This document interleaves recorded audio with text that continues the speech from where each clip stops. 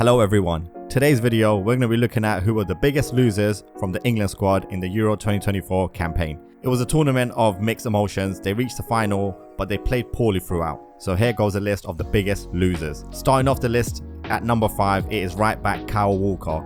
Firstly, him starting meant that Trent Alexander-Arnold wasn't starting, and many feel Trent's ability would have been more useful to England. Walker starting is on the basis that he's a better defender than Trent, plus he has pace and athleticism that is unmatched in the squad. But besides his pace, Walker didn't show much on the pitch. He played alright against weaker teams, but nothing amazing.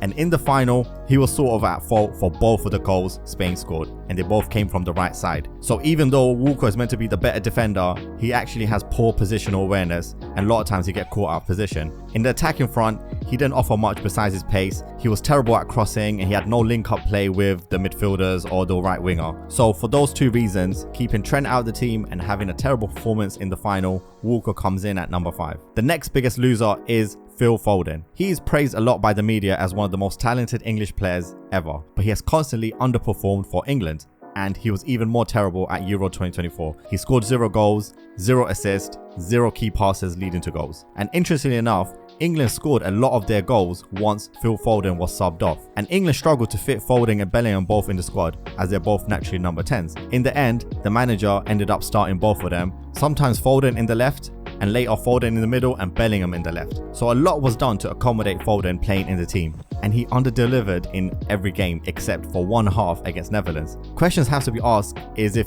Foden made to look better just for being in the Man City team and they're playing dominant possession football. But outside of Guardiola and City's protection, Foden has done nothing for England and he's not made a good impact.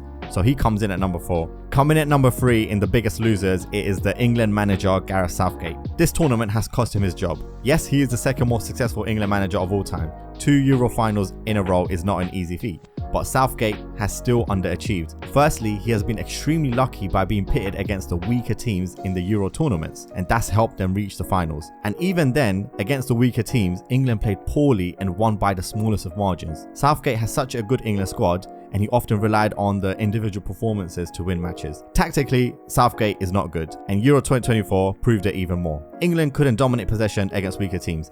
Their pressing was all over the place. Against bigger teams, Southgate makes the goalkeeper play long ball football and they just lose possession. Considering the defenders England has in John Stones and Mark Guehi, who know how to play from out of defence, but Southgate never utilised it. His team selection was always poor. He was always scared to drop out of form players because of their reputation. He forced England to play without a natural left winger because he wanted to fit Foden and Bellingham on the pitch. So the England balance of the squad was not there. And even when England performed badly, he never changed his tactics. He was always stubborn about his tactics. England only ever played attacking football when they were behind in matches. And once England did score, Southgate's natural instinct was to revert back to playing defensive football. Ultimately, England has some of the most exciting attacking players in the world, and Southgate's tactics of playing it safe, playing negative football will frustrate these players, and he had to leave for the squad to grow. His philosophy and tactics has cost England the Euro 2020 final, and it's cost them the Euro 2024 final. The next biggest loser is not an individual player, it's the whole England squad. England came to this tournament with superstars, highly rated players that other teams would kill to have. They have had a sub bench full of players that were also highly rated, yet these players were completely disjointed.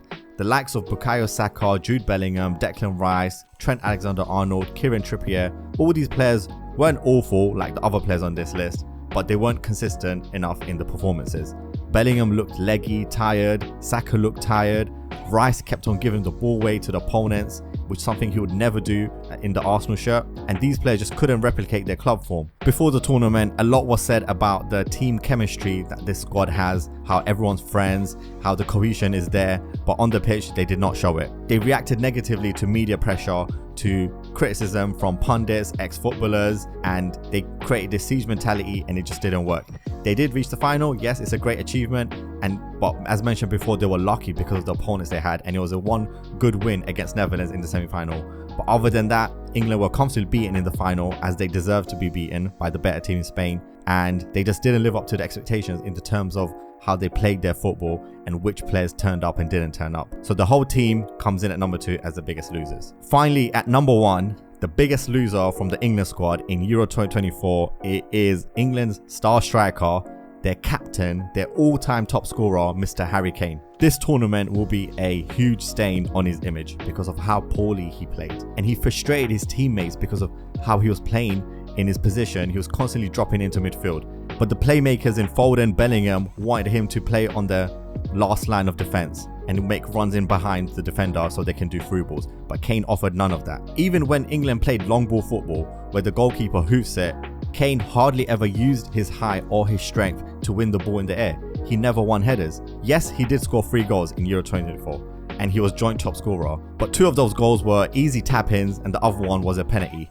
So that can't mask how poor he was in every game. The midfield, the wingers in Foden, Bellingham, Saka, they need a different kind of striker, and Kane didn't suit their style of play. And this was more evident when Kane was subbed off for Ollie Watkins, who had a bigger impact due to his pace. Kane is only 30 years old and he is England's all-time top scorer already, but he has a reputation now of losing in the finals, going missing in big games, and this tournament has made him look worse.